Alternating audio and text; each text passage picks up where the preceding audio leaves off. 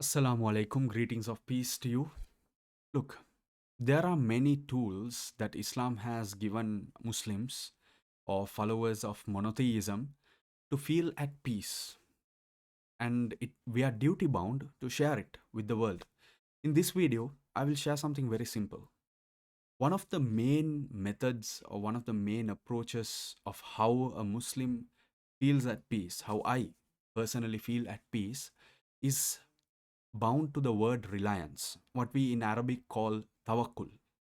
The thing about tawakkul is, if you think about it, since the time you were born, you've been relying on something, right?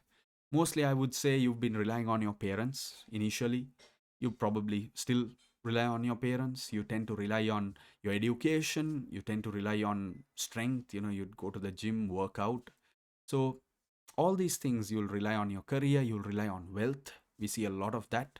People relying on their money, on wealth, on the properties they own, on the material things they own. They think, you own a country, you own this much land, you're quite powerful. People rely on power, they rely on political power.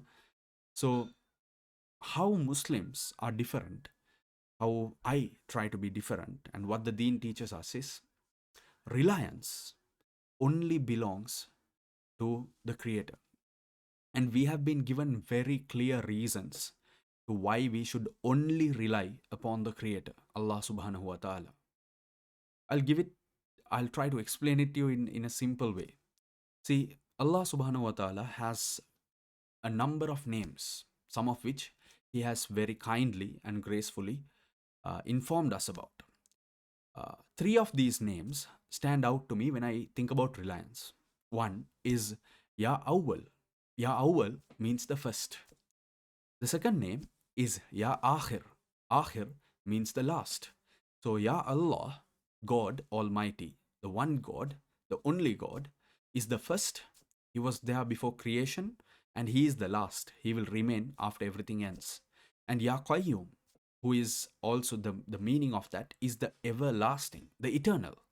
So imagine this.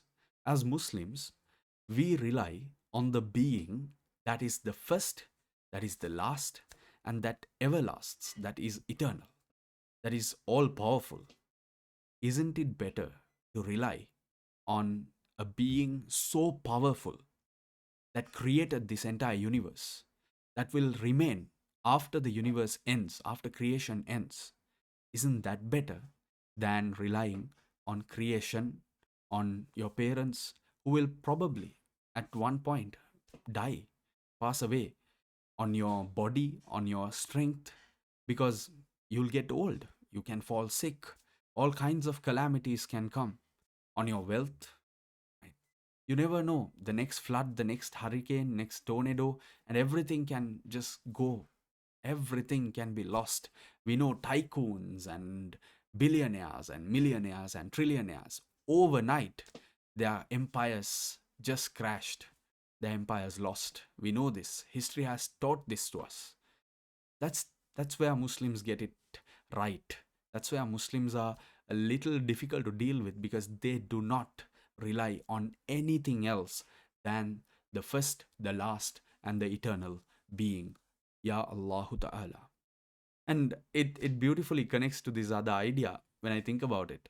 See, if you think about from an ethnic standpoint, the most persecuted, the most harmed group of people in the world currently, and since the advent of Islam itself, it is the Muslims.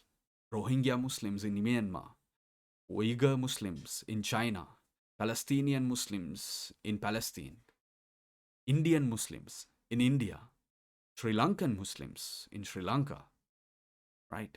The Muslim world, many countries of the Muslim world, hijacked, attacked,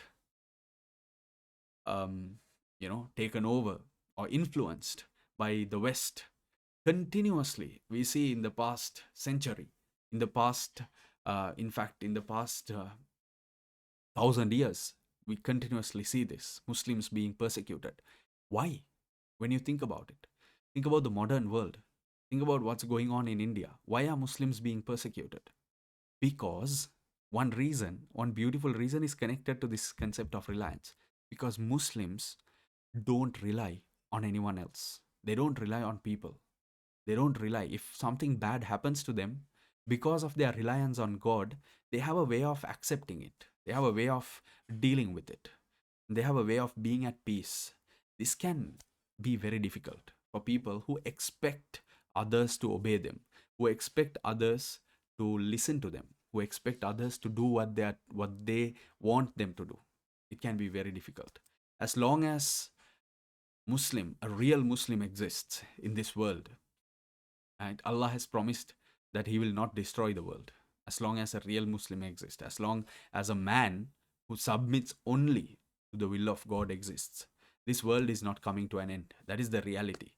Because submission to the Creator, not creation, submission to the Creator is the only way for peace. And in a nutshell, submission to the Creator simply means Islam. Thank you so much. I hope you take something from it. I hope it triggers some thoughts for you to consider. I wish I wish for the entire humanity, I wish for entire mankind peace. God bless you. Assalamu alaikum wa rahmatullahi wa barakatuhu.